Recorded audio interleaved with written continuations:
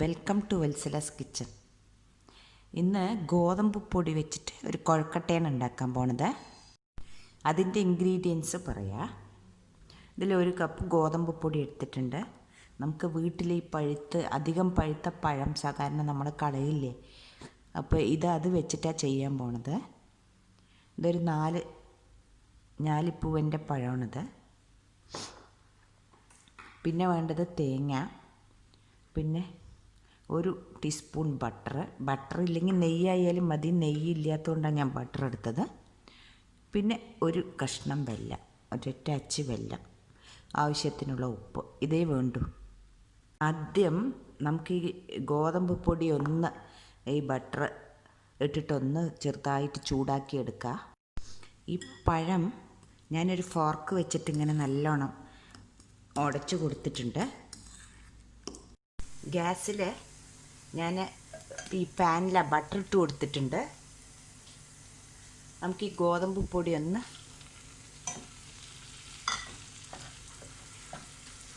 ഈ ബട്ടറിൽ ഒന്ന് വറക്കണത് എന്താണെന്ന് വെച്ചാൽ നല്ലൊരു മണം വരാൻ വേണ്ടിയിട്ടാണ്. കൊഴക്കട്ട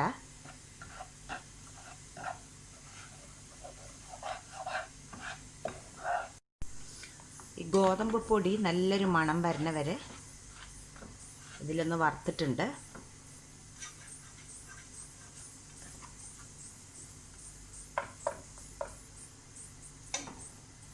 നമുക്ക് ഗ്യാസ് ഓഫാക്കാം. ഇപ്പോൾ ഈ പഴം ഉടച്ച് വെച്ചതിലേക്ക് ഈ വറുത്ത ഗോതമ്പ് പൊടി ഇട്ട് കൊടുക്കുക.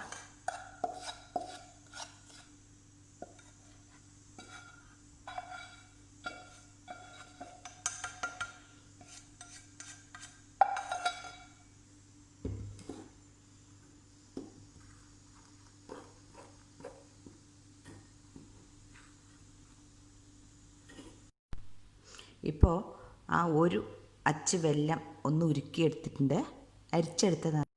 ഇനി ഈ ഗോതമ്പ് പൊടിയിലേക്ക് ആവശ്യത്തിനുള്ള ഉപ്പ് ഇട്ട് കൊടുക്കണം. ഇത് നമുക്ക് കൈകൊണ്ട് തന്നെ കുഴച്ചെടുക്കാം.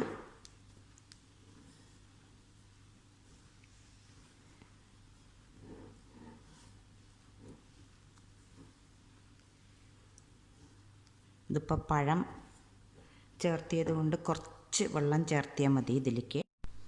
ഇനി ചെറുപഴം ഇല്ലെങ്കിൽ നമ്മുടെ കയ്യിൽ ഏതാ പഴമുള്ളത് അതിട്ടിട്ട് ആക്കാം. അപ്പം ഇത് റെഡി ആയിട്ടുണ്ട് മാവ്. ഇപ്പോൾ ഈ ഗോതമ്പ് മാവെല്ലാം അങ്ങനെ ഉരുട്ടി എടുത്തിട്ടുണ്ട് കുഴക്കട്ട. ഇനി ഇത് നമുക്ക് ആവിയിൽ വെച്ച് വേവിക്കാം.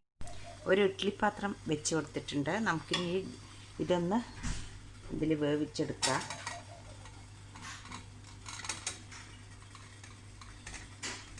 ഇതൊരു 10 മിനിറ്റ് വേവട്ടെ. ഇത് അടച്ച് വെക്കാം. ഒരു 10 മിനിറ്റ് കഴിഞ്ഞിട്ട് നമുക്ക് നോക്കാം. ഇപ്പോൾ കുഴക്കട്ട നല്ലപോലെ വെന്തിട്ടുണ്ട്. ഇത് നമുക്കിനി ഒരു പാത്രത്തിലേക്ക് മാറ്റാം. ഞാൻ ഈ ഗോതമ്പ് പൊടി വറുത്ത അതേ പാത്രം തന്നെ വെച്ചിരിക്കണത്. അതിലേക്ക് ഈ 1 അച്ച് വെല്ലം ഉരുക്കിയതാണിത്. ഇതിലേക്ക് ഈ തേങ്ങ ഇട്ട് കൊടുക്കുക.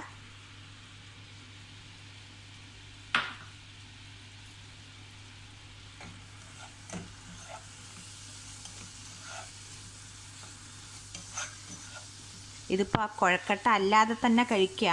നമുക്ക് ആ പഴം കൂട്ടി കുഴച്ചത് കൊണ്ട് ഇത് അതിലും ടേസ്റ്റ് ഉണ്ടാവും. കുട്ടികൾക്കൊക്കെ നല്ല ഇഷ്ടമാവും.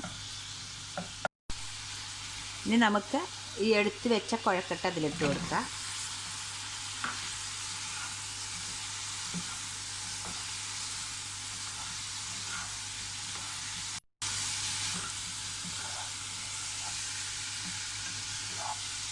നല്ലപോലെ ഒന്ന് ഇളക്കി കൊടുത്താൽ മതി.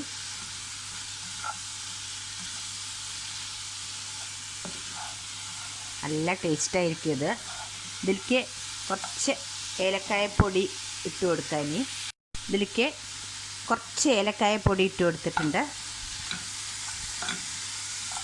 നമുക്കിനി ഗ്യാസ് ഓഫാക്കാം. ഇത്രയേ ഉള്ളൂ ഈ കുഴക്കട്ട. വളരെ ഈസിയാണ്, വളരെ ടേസ്റ്റിയുമാണ്. വീറ്റ് കുഴക്കട്ട റെഡിയായിട്ടുണ്ട്. നിങ്ങൾക്ക് എല്ലാവർക്കും ഈ റെസിപ്പി ഇഷ്ടപ്പെട്ടു എന്ന് വിചാരിക്കുന്നു. തീർച്ചയായിട്ടും ഇഷ്ടപ്പെട്ടാൽ ലൈക്ക് ആൻഡ് ഷെയർ ചെയ്യാൻ മറക്കരുത്. Thank you.